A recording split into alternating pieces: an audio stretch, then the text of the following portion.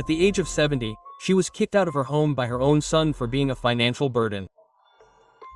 What he didn't know was that she had $2 million hidden in the bank. Get ready, because this story will touch your heart. Subscribe to the channel, like this video and comment on where you're watching from. At the age of 70, Cleis still carried in her blue eyes the burning flame of someone who dedicated 40 years of her life to molding young minds. A former history teacher, she had gone for a walk in the municipal park, while Marcos, her only son, stayed home on an important work call. Golden memories of other times paraded through her mind. She remembered Marcos Garotino, 5 years old, running barefoot through his grandmother's dirt yard, his cheeks rosy from the sun, his knees always scraped from playing. How he would cry, clinging to her skirt when she had to go out to teach at night, how he would bring her crushed dandelions that he picked in the vacant lot, whispering, "It's for Mommy," in that sweet, thin voice. After Osmer died 12 years ago, victim of a massive heart attack at the age of 58, Marcos became the son around which his entire existence revolved. He worked double time to support them both. He accepted private lessons on the weekends, saved every penny so that his son could study at a private college. But there was a secret that she carried alone, heavy as a stone on her chest. 5 years ago, when the mail brought that registered letter with foreign letterhead, Cleusa thought it was a mistake. Her brother Celestino, 15 years older, had left to work in construction abroad when she was still a teenager. For the letters, sporadic phone calls at Christmas, an occasional photo. When she found out that he had died of cancer, leaving her an inheritance of almost $2 million in international investments, Cleusa was paralyzed for weeks. The money was invested in a special account, earning compound interest month after month. Cleusa kept everything a complete secret, convinced that her family was worth more than any fortune. Besides, she was afraid. Afraid that people would see her only as a source of resources, not as the woman she really was. Her relationship with Marcos had cooled drastically in the last 2 years, ever since he married Fernanda Cristina Silva, an ambitious 32-year-old advertising executive with a calculated smile and an ever-evaluating look. Cleusa felt like an old piece of furniture in a modern house, useful in the past, but now just taking up valuable space. When she returned to her 2-bedroom apartment that gray afternoon, she found Marcos in the living room, his fingers drumming nervously on the coffee table. The expression on his face made her stomach tighten with a familiar anguish. What Cleusa didn't know was that this conversation would completely destroy her life, but it would also reveal an inner strength she never imagined she had. "Mom, sit down here, we need to talk seriously," Marcos said, pointing to the armchair in front of him. His voice sounded different, but deep, more distant. It was the tone he used in work meetings, not when talking to his own mother. Cleusa sat down slowly, her hands trembling, smoothing her skirt. Out of the corner of her eye, she noticed Fernanda in the American kitchen, fiddling with her cell phone while pretending to make a tea she never got to drink. "I've already talked to you about looking for a job," Marcos began, avoiding looking directly at her. "The financial situation is unsustainable. The rent went up 40% this year. The household expenses have increased and we can no longer support 3 people with my salary." Quote, Cleusa felt her blood run cold in her veins. "Marcos, son, I'm 70 years old. What company is going to hire a woman my age? I worked for 40 years, paid taxes, contributed to Social Security, raised you alone after your father died. Don't I deserve a little peace and quiet in my final years?" "It's not a question of whether I deserve it or not," he replied with frightening coldness. "It's a question of economic reality. Fernanda is 3 months pregnant. We're going to need to turn your room into a baby's room." The word baby echoed in Cleusa's mind like a gunshot. She looked toward the kitchen, where Fernanda continued typing on her cell phone, her lips curved in a half-smile that didn't reach her eyes. She didn't even deign to participate in the conversation that would decide her mother-in-law's fate. "So you're kicking me out?" Cleusa asked, her voice coming out in a harsh whisper. Quote, "It's not kicking me out," Marcos corrected her with a cruelty she had never seen in him before. "It's reorganizing. The baby will need space, peace and quiet. There are those government programs for the elderly. Or you can go back to grandma's house in the countryside." Cleusa stood up slowly, her legs feeling shaky. Each word Marcos said was like a stab in the chest. She looked around the room, at the curtains she had sewn herself, the little potted plants she had lovingly tended, the crocheted blanket she had made during her lonely evenings. Without saying a word, she walked to her bedroom, picked up her worn leather bag, put on her wool coat and looked one last time at the photo of Osmar on the bedside table. Quote, "If that's how you see me," she finally said, standing in the doorway to the room, "then I really should leave." The door closed behind her with a soft click that resounded like thunder. That night, Cleusa stayed at a simple inn, holding a photo of a toothless smiling Marcos as a child. A single question kept coming to her mind. If I told her about the 2 million, would that change anything? But a wiser voice whispered, "Do you want to be loved for who you are or for what you have?" What Cleusa didn't know was that that terrible night would be the first step in a journey that would change everything. The inn's alarm clock read 5:47. When Cleusa opened her eyes after a sleepless night, her phone was flashing, 17 missed calls from Marcos during the early hours of the morning, but it was too late for conversations. Cleusa took a long shower and looked at herself in the cracked mirror. The woman staring back at her had deeper wrinkles, grayer hair, but there was something new in her blue eyes, a determination she hadn't seen in years.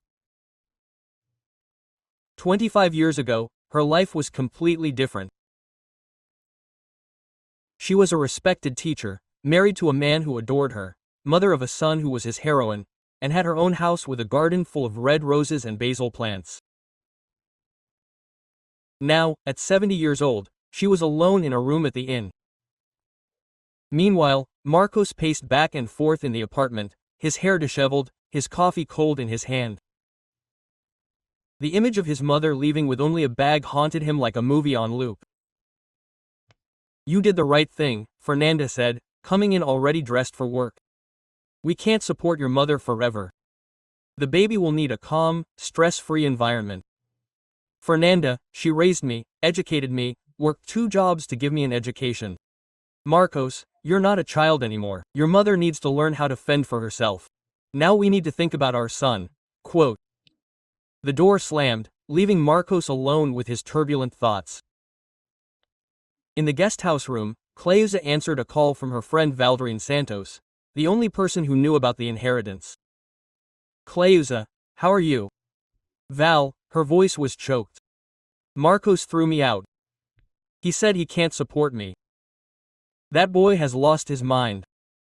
After everything you've done for him, maybe he's right. Maybe I really am a burden." Cleusa Maria Santos, "I don't want to hear nonsense. You're a strong woman, you've worked your whole life. If he can't see that, that's his problem. Val, remember that money from Celestino? Of course, our $1 million well invested. I think it's time to use it." "To do what?" "To show my son that I don't need to depend on anyone, that I can build a new life even at 70 years old." "Now you're speaking my language. How about we look for a nice house for you?" For the first time in 24 hours, Cleusa smiled. What neither of them knew was that this decision would set in motion events that would shake everything Marcos thought he knew about his own mother. The next morning, Cleusa put on her best outfit and went to Banco Internacional, an elegant building with uniformed attendants. "I'd like to speak to the manager about my special account," she said at the reception. 20 minutes later she was in the office of Mr. Ricardo Mendez, who treated her with the deference reserved for special clients. "Mrs. Cleusa, your investments have yielded very good results. The current amount is $2,143,000, he said. "How can I help you?" Quote, "I want to withdraw $500,000 for a cash purchase." While signing the papers, I felt a mix of relief and anxiety. For the first time in 5 years, I would use Celestino's money for something concrete. On the other side of town, Marcos's phone rang in the office. Mr. Marcos Silva, this is the legal department at Banco Internacional. Your mother recommended us as an emergency reference. My mother does not have an account there. She receives retirement benefits from Banco do Brasil. Sir, Mrs. Cleusa has been a special client for 5 years. Today she made a significant withdrawal. Since you mentioned the change of address, we would like to confirm the information. Marcos's world stopped. What investments? My mother has no money invested. It would be interesting to talk in person. Mrs. Cleusa has considerable assets under management. Marcos hung up with trembling hands. How was that possible? His mother, who complained about the price of medicine and cut out discount coupons, had investments in a luxury bank. Meanwhile, Cleusa was in an elegant real estate agency, looking at houses for sale. This one caught my eye, he said, pointing to a one-story house with a large backyard. Does it have 3 bedrooms? Yes, it does. It's beautiful, on a quiet street, $450,000 in sight. Can I see it today? Quote. 2 hours later, he was walking through the empty rooms of what would be his new home, the smell of fresh paint mingling with the scent of jasmine from the backyard. It was perfect. Not too big, not too small. I want it, he said to the realtor, who nearly choked. Are you sure? Don't you want to talk to the family? My family is me now. Quote. That afternoon, while he was signing the contract, he received a call from Casa de Amparo Esperanza. Mrs. Cleusa, you made a donation last year. We would like to invite you to learn more about our work. Would it be a pleasure? He replied, unaware that this call would change his life once again. Marcos drove through the streets, trying to process the information. His mother, whom he had thrown out for financial reasons, was a millionaire. The irony made him nauseous. But one question kept nagging at him. If she had all that money, why had she never told him? And what else did he not know about his own mother? 3 weeks later, Marcos gathered the courage to look for Cleusa.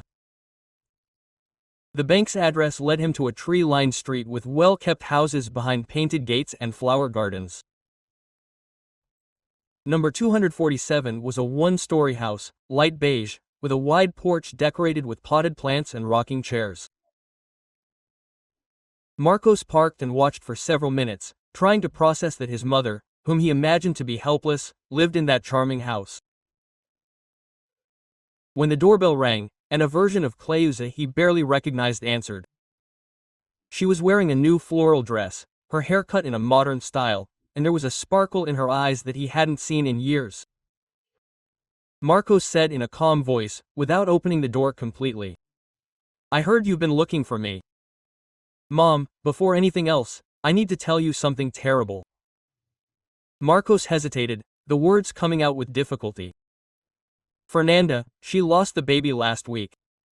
Cleusa felt her heart tighten. Even with all the pain, that news hit her like a punch. Oh my God, son, how destroyed she is. We are both destroyed. Marcos ran his hand over his face, visibly shaken. And the worst part is that I kicked you out of the house to make room for a child that wasn't even born.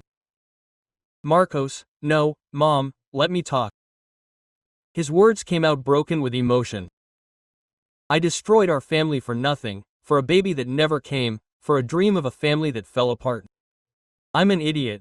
Cleusa watched him in silence for a few moments, seconds, seeing the genuine pain in his son's eyes. Come in, Marcos. We need to talk about a lot of things, but take off your shoes. I just waxed the floor. He followed her inside, still visibly shaken by the confession he had just made. The house was even cozier inside. New, simpler furniture, cotton curtains, the delicious smell of a cake in the oven. Marcos felt like a stranger, invading an unknown world, but he also noticed something different. There was a peace there that didn't exist in the apartment he had shared with Fernanda. Would you like some coffee? Cleusa asked, heading for the kitchen. Mom, before coffee, I need to understand something else.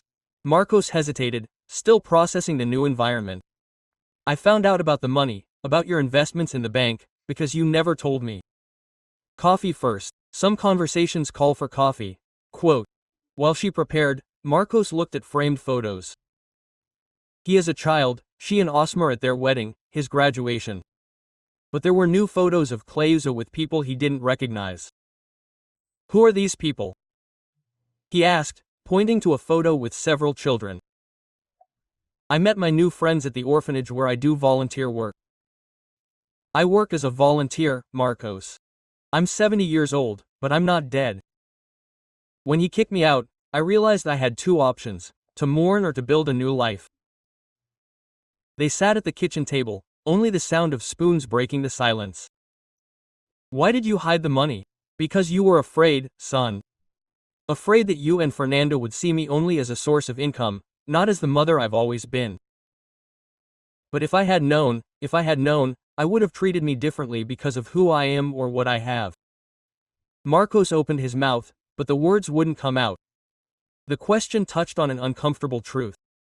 Marcos, since I was little you've always been very protective of me. When your father died, you were 23, but you took on the responsibilities of a grown man. You paid the bills, made sure I took my medicine, and took me to the doctor. Pedrino stopped looking for parts and paid attention, noticing the seriousness in her tone. If I told him about the money at that time, Cleusa continued, you would have relaxed, thinking I was well settled. But I didn't want your protection out of obligation or guilt. I wanted it because you genuinely cared about me. And you thought I didn't genuinely care? I thought you did, but I wanted to be sure. And what was the verdict, Marcos? When you kicked me out, because I represented a financial burden. What do you think the verdict was? The silence grew heavy. Mom, I was desperate. Fernanda was pregnant, she was anxious and under pressure. And the first solution was to get rid of her mother. It wasn't like that. Cleusa stood up, returning with a folder.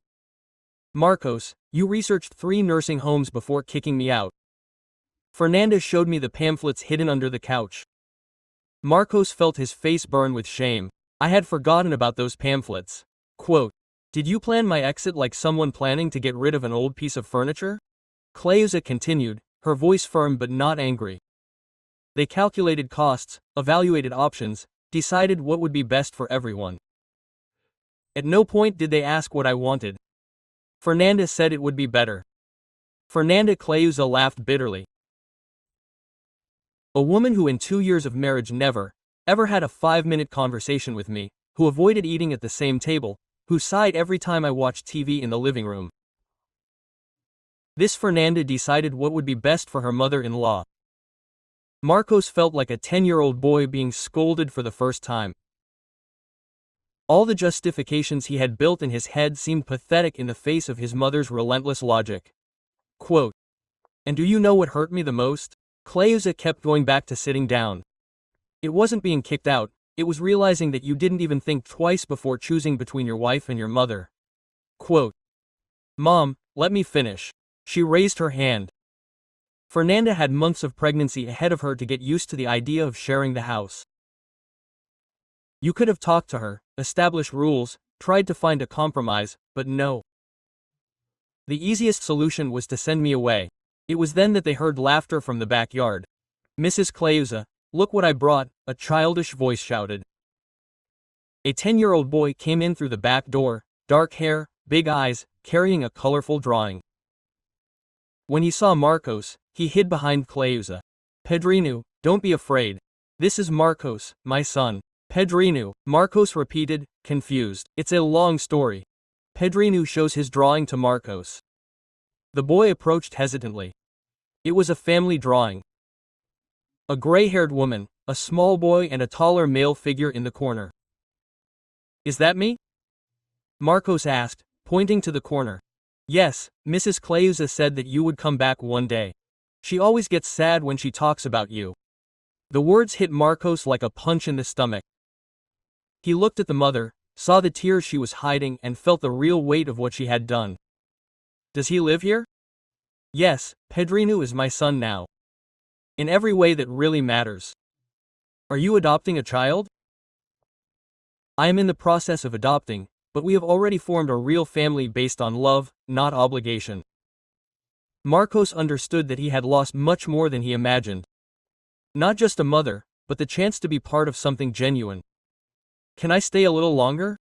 Cleusa smiled for the first time. The snack will be ready in 5 minutes. But they both knew that 5 minutes would not be enough to fix months of hurt. Later, after the snack, when a heavy rain was falling outside, Cleusa went back to talking to Marcos. Cleusa looked at Marcos with a softer expression. Do you know what my first reaction was when I received Celestino's inheritance? It was to think about sharing everything with you, buying a bigger house where we could all live comfortably, helping with your wedding, with Fernandez projects. Why didn't you do that? Because I realized that if I solved all your financial problems, you would never learn to value what really matters. Marcos remained silent, digesting his mother's words. Outside, the rain was beginning to ease and the first rays of afternoon sun created a shy rainbow in the sky. Quote, Mom, he finally said, how can I fix this? How can I prove that I've changed? Cleusa looked out the window, where Pedrinho was playing puddle jumping in the yard and smiled softly. Marcos. Trust is not rebuilt with words, it is rebuilt with actions day after day, choice after choice. And above all, she paused significantly with time. At that moment, they both knew that the journey back would be much longer and more difficult than the one to go there had been. Over the next 2 weeks, Marcos began to visit his mother's house 3 times a week, always in the late afternoon. Each visit was a delicate exercise in reconstruction, like putting together pieces of broken porcelain. A month had passed since that conversation in the rain and something subtle began to change in the routine of Cleusa's house. Marcos began to show up not only for official visits, but also for small favors. Changing a burnt-out light bulb, fixing the leaky kitchen faucet, helping Pedrinho with his math homework. On a sunny Saturday morning, he arrived carrying a dusty cardboard box and a hesitant expression. What did you bring? Cleusa asked, drying her hands on her apron after washing the breakfast dishes. These are some of your things that I kept when you left home, Marcos said, avoiding his mother's gaze. I thought you might want them back. Pedrinho, who was drawing at the kitchen table, put down his colored pencils and ran to see the contents of the box. Cleusa opened it slowly, as if unearthing a long-forgotten treasure. Inside were old photographs, some yellowed letters, a faded shawl that had belonged to her grandmother, a set of porcelain cups she had received as a wedding present, and, at the bottom, carefully wrapped in tissue paper, the porcelain doll that had been her only companion during her lonely childhood. You kept Isabella, Cleusa murmured, picking up the doll with trembling hands. I remember you telling me that she was your best friend when you were a child, Marcos said softly, that you would talk to her when you felt lonely. Pedrinho looked fascinated at the doll with the blue dress and golden hair. She's beautiful. Was she yours when she was little, Mrs. Cleusa? Quote, she was. Cleusa smiled, caressing her porcelain face. My mother died when I was 8 years old and my father worked all day in the fields. Isabella was the one who listened to me when I got home from school, just like I talked to the thunder, Pedrinho exclaimed, referring to the yellow cat he had adopted the week before. Among the photographs they found a letter written by Marcos when he was 8 years old. Dear Mom, when I grow up I'll take care of you, I promise. Your son, Marcos. Marcos read aloud, tears streaming down his face. I kept my promise for years, until I forgot who I was. Pedrinho, with the sensitivity of children to important moments, approached and hugged them both. In my old house, at the orphanage, he said, Aunt Carmen used to say that families sometimes fall apart, but they can be put back together again, only they become stronger where the glue was. Cleusa and Marcos looked at each other over the boy's head and, for the first time in months, they both smiled at the same time, but the real glue had yet to be tested. 2 months later, Cleusa's story reached the ears of a local journalist. The reporter was fascinated by the story of the woman who had been rejected by her son but who secretly had a fortune and had rebuilt her life by adopting a child. "We would like to tell your story," the journalist said over the phone. "It could inspire a lot of people." Cleusa hesitated, but after talking to Marcos and Pedrinho, she agreed. If it can help other families, it is worth it. In the interview, Cleusa spoke with dignity. "The greatest lesson I learned is that true love is priceless. It's not about money, but about respect, care and genuine presence." Quote. The interview went viral. Thousands of people shared the story and sent messages of support. "Your story made me rethink my relationship with my mother," wrote a follower. Marcos watched with emotion. Quote. "I'm proud of you, Mom, and I'm proud of the man you're becoming." The repercussion would bring about changes that neither of them expected. With the popularity of the story, Cleusa received hundreds of messages.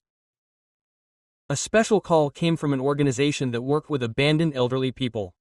Quote, "We would like to invite you to be an ambassador for our cause," they said. Cleusa accepted immediately. Together with Pedrinho, she began visiting shelters, bringing not only donations, but mainly affection.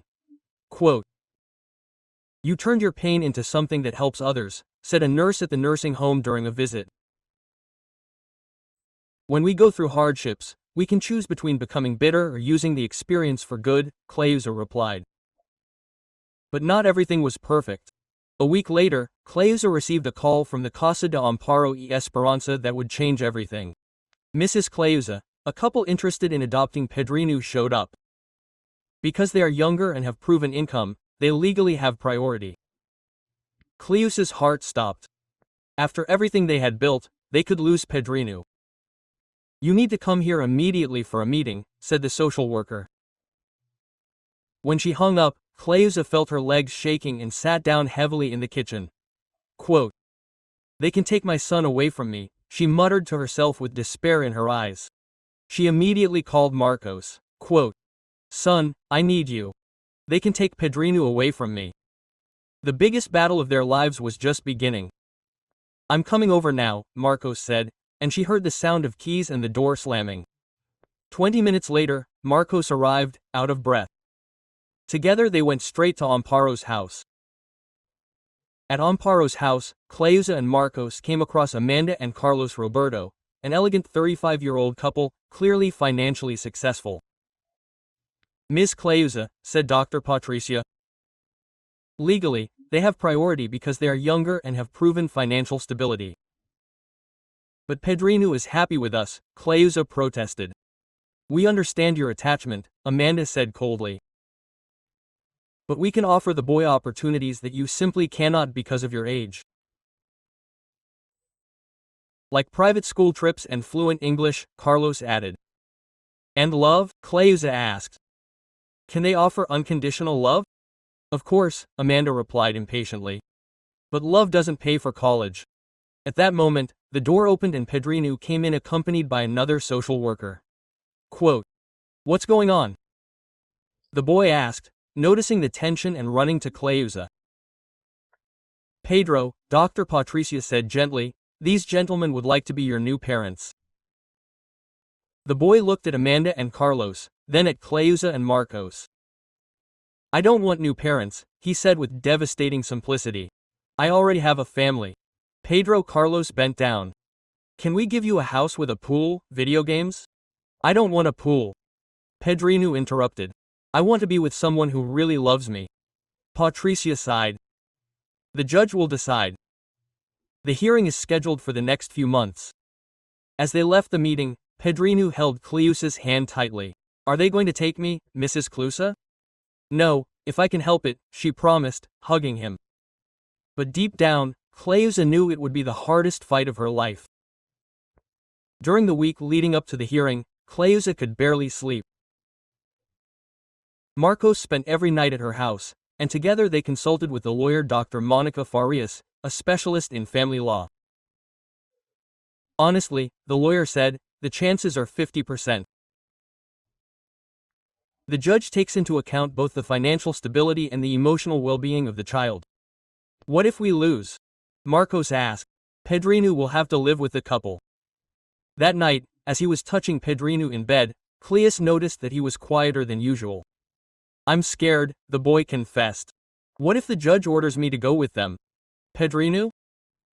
No matter what happens, you will always be my son in my heart and we will always fight for you. Quote. Promise? I promise. The day before the hearing, they received an unexpected visitor. It was Julia Santos, a former student of Cleus's, who now worked as a child psychologist. Mrs. Cleusa, I heard about the situation and came to help. I wrote a technical report on the benefits of keeping Pedro with you. Would you do that? Of course. And I brought letters of support from other former students as well. That night, Cleusa looked out the window at the stars and said a silent prayer. If there is justice in this world, may it appear tomorrow. The next day, they would find out if love is really worth more than money. The hearing was scheduled for 10 a.m. on a Tuesday. Cleusa, Marcos and Dr. Monica arrived with a pile of favorable testimonies from former students and psychological reports. On the other side, Amanda and Carlos Roberto seemed confident with their lawyer. Judge Dr. Henrique Santos, a serious 60-year-old man, called everyone to his office. This case involves the best interests of the child, he began. I have heard the arguments, but I need to hear Pedro himself. Pedrinho entered visibly nervous, but he walked straight to Cleusa. Quote, Pedro, where do you want to live? The judge asked kindly to Ms. Cleusa and Marcos answered without hesitation. Why? Because they really love me. The other gentlemen have nice houses, but they don't know that I have nightmares. Sometimes they don't know my drawings. At that moment, Carlos Roberto got angry and exploded. This is ridiculous. A 10-year-old child can't decide his future. We offer financial stability, quality education. What does it matter if he knows about nightmares or drawings? Amanda tried to hold her husband back, but he continued. Let's stop being sentimental. What matters is giving this child a decent life, not just petting him. The silence in the room was total. The judge watched the outburst attentively. Quote, Mr. Carlos, the judge said coldly. You just demonstrated exactly why you shouldn't adopt a child. Pedro needs parents who understand that love and attention are more important than financial stability. Amanda and Carlos realized their mistake, but it was too late. Case closed, declared the judge. I grant the definitive adoption of Pedro to Mrs. Cleusa Santos Silva. Quote, the child clearly expressed his will and the suitors demonstrated a lack of emotional preparation for fatherhood. Pedrinho shouted with joy and ran to hug Cleusa. Can I stay forever? Forever, my love, she replied emotionally. When they left the courthouse, Pedrinho looked at his mother. Now we are officially a family, Cleusa exclaimed with tears in her eyes. But there was still one pending issue that needed to be resolved. 2 weeks after the hearing, Marcos finally made a decision that he had been putting off for months. He arrived at Cleusa's house on a Friday afternoon with a serious expression. Mom, I need to tell you something about Fernanda, he said, sitting in the kitchen where Cleusa was preparing dinner. What happened? She asked, stopping stirring the stew. She left me 3 weeks ago, took her things and went to live with her sister. Cleusa sat next to her son. Because of our reconciliation. Because of us. Marcos nodded. She said she couldn't compete for my love, that since you came back into my life, I've changed completely. I imagine that the loss of the baby has complicated things between you even more, Cleusa said with understanding. After she lost the baby, our relationship was never the same. Fernanda was never able to accept that family means sharing love, not competing for it. Pedrinho came into the kitchen, coming back from school. Quote, what are you two talking about? We were talking about our family, Marcos said, running his hand through the boy's hair. About how lucky we are to have found each other. Will we always be like this? Pedrinho asked. Always, Cleusa promised. Now we'll have dinner together like a real family. 6 months later, the house had become a real home. Marcos moved permanently to the back bedroom. Pedrinho had his own space full of drawings and toys. And Cleusa finally felt complete. One special morning, Marcos arrived with a package in his hands and tears in his eyes. Quote, "Mom, you're back from the publisher," he said emotionally, handing over the package. Cleus opened it with trembling hands. Inside was a book with her name on the cover. It's never too late to start over. Letters from a mother about forgiveness and second chances. My book has been published, she murmured in disbelief. And there's more, Marcos said, showing his cell phone. Your blog, Corcos Semi Dad, already has 50,000 followers. Hundreds of elderly people write to me every day asking for advice. Cleus leafed through the book, seeing her own words printed on it. Stories about abandonment, forgiveness, starting over. I want to help those who weren't lucky enough to have a hidden inheritance, but can still have hope. Pedrino came running home from school. Quote, "Mom, the teacher said you're famous. I won first place in the school contest because of the essay about our family." Cleusa read aloud. My family is special because it's made of love, not blood. My mother taught me that the most important people are those who stay when things are difficult. Do you know what I'm most proud of? Cleusa said, hugging them both. It's not the money I inherited, but the family I chose to build. And now I can show other seniors that, even without an inheritance, without resources, it's still possible to start over. Love doesn't need a bank account. At night, tucking Pedrino into bed, he asked, "Have you really forgiven Marcos?"